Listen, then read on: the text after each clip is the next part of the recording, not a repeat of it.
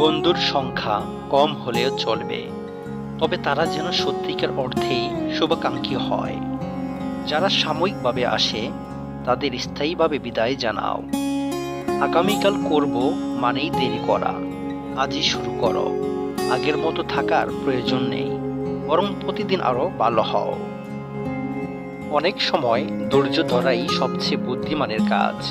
সবাই তোমার জীবনকে বুঝবে না, সেটাই স্বাভাবিক। মানুষ আসবে যাবে, কিন্তু তুমি যেন নিজে শক্তভাবে দাঁড়িয়ে থাকতে পারো। নিজেকে নতুনভাবে গড়ে তুলতে চাইলে মাঝে মাঝে হারিয়ে যাও। নিজের উন্নতিতে মনোযোগ দাও। অন্যদের প্রমাণ করার কিছু নেই। কখনোই সেই জায়গায় ফিরে যেও না যা একসময় তোমাকে ভেঙে গুঁড়িয়ে দিয়েছিল। চেষ্টা কখনো ছাড়া উচিত নয়, কারণ চাবি গুচ্ছের শেষ চাবিটিও কিন্তু তালা খুলতে পারে। একটি মোমবাতি থেকে হাজার হাজার মোমবাতি আলোকিত করা যায়। এতে মোমবাতিটির জীবন ছোট হয় না।